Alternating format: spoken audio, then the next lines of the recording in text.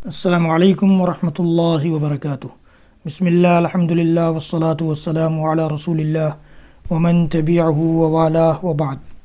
محترم ناظرین و سامعین، اسلامی بھائیوں، دوستوں، عزیزوں، ماؤں اور بہنوں، آداب زفاف سیریز کے اس ویڈیو میں آج میں آپ کے سامنے علامہ البانی رحمۃ اللہ علیہ کی کتاب آداب الزفاف فی السنۃ المطہرہ سے 9واں نقطہ لے کر حاضر ہوا ہوں، اور وہ ہے، مصنف لکھتے ہیں، اغتسال الزوجین معا، میاں بیوی کا ایک ساتھ غسل کرنا کیسا ہے؟ وَيَجُوزُ لَهُمَا أَن يَغْتَسِلَا مَعًا فِي مَكَانٍ وَاحِدٍ، ایک جگہ میں ایک ساتھ میاں اور بیوی کا غسل کرنا جائز ہے۔ وَلَوْ رَأَى مِنْهَا وَرَأَتْ مِنْهُ، گرچہ وہ شوہر بیوی کے جسم کا کچھ حصہ دیکھ لے یا بیوی شوہر کے جسم کا کچھ حصہ دیکھ رہی ہو، پھر بھی جائز ہے۔ وفیہ احادیث، اس میں کہتے ہیں کہ حدیثیں ہیں۔ پہلی حدیث مصنف کوٹ کرتے ہیں، عائشہ رضی اللہ عنہا قالت، اما عائشہ صدیقہ رضی اللہ تعالیٰ عنہ کی حدیث گرامی ہے، کہتی ہیں کہ کنت اغتسل انا ورسول اللہ صلی اللہ علیہ وسلم من اناء بینی وبینہ واحد تختلف ایدینا فیہ فیبادرنی حتی اقول دع لی قالت وہما جنبان۔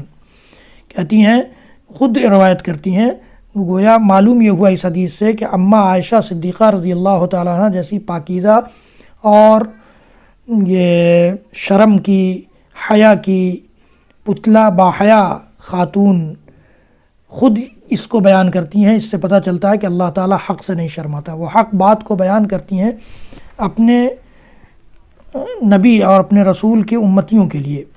کہتی ہیں کہ میں اور اللہ کے رسول صلی اللہ علیہ وسلم ایک ہی برتن سے اس طرح غسل کرتے تھے کہ ہم لوگوں کا ہاتھ اس میں پانی لینے میں ٹکراتا تھا، بلکہ کبھی وہ لوٹا سے پانی نکالتے تو میں کہتی کہ مجھے دو، اور میں نکالتی تو وہ کہتے کہ مجھے دو۔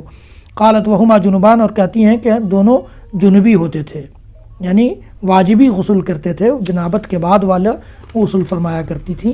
یہ اماں عائشہ صدیقہ رضی اللہ تعالیٰ عنہ فرماتی ہیں۔ دوسری حدیث روایت کرتے ہیں مصنف، یہاں پیش کرتے ہیں، ان معاویہ بن حیدہ رضی اللہ تعالیٰ عنہ کہتے ہیں کہ میں نے پوچھا کہ اللہ کے رسول، عوراتنا ما نأتی منہا وما نذر، ہمارے جسم کی جو چھپانے کی جگہ ہیں، جس کو ستر کہا جاتا ہے یا ستر کہا جاتا ہے، وہ کہاں سے کہاں تک ہے، کتنا ہم چھپائیں، کتنا یہ دکھا سکتے ہیں یا کھول سکتے ہیں؟ قال احفظ عورتک الا من زوجتک وما ملکت یمینک، تو اللہ کے نبی صلی اللہ علیہ وسلم نے فرمایا کہ اپنے چھپانے کی جگہ اور ستر کو اپنی بیوی کے علاوہ یا اپنی لونڈی، اس وقت لونڈی کا دور تھا، لونڈی کے علاوہ ہر جگہ چھپائے رکھو، یہ اللہ کے نبی صلی اللہ علیہ وسلم نے ارشاد فرمایا۔ کہتے ہیں کہ معاویہ بن حیدہ نے پھر پوچھا کہ اللہ کے رسول، اذا کان القوم بعضهم فی بعض، جب بھیڑ بھاڑ ہو، بہت سارے لوگ ہوں، قافلہ ہو، سفر میں پر ہوں، تو کیا کریں؟ تو اللہ کے نبی صلی اللہ علیہ وسلم نے فرمایا، ان استطعت الا یرینہا احد فلا یرینہا، اگر اس بات کا امکان ہے، یہ ممکن ہے کہ کوئی نہ دیکھے تو دیکھنے سے بچانا چاہیے، کوئی نہ دیکھ پائے اچھا ہے۔ قلت یا رسول اللہ اذا کان احدنا خالیا، پھر میں نے پوچھا کہ اللہ کے رسول، ہم میں سے کوئی شخص اکیلے میں غسل کر رہا ہوتا ہے، اس وقت کیا کرے؟ پورا جسم کھول کر کے غسل کر سکتا ہے؟ آپ نے فرمایا، اللہ احق ان یستحیا منہ من الناس، اللہ تعالیٰ زیادہ حقدار ہے اس بات کا کہ لوگوں کے مقابلے میں اس سے زیادہ شرم کیا جائے، پردہ کیا جائے۔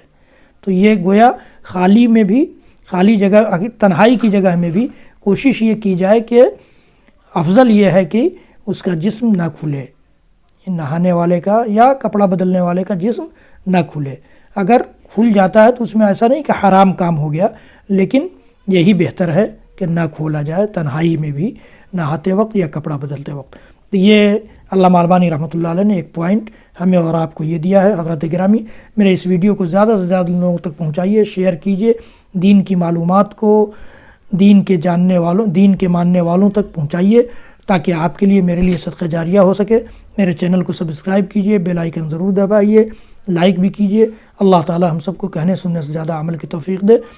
وصلی اللہ تعالی علی نبینا محمد وعلی آلہ وصحبہ وسلم، وآخر دعوانا ان الحمد للہ رب العالمین، والسلام علیکم ورحمۃ اللہ وبرکاتہ۔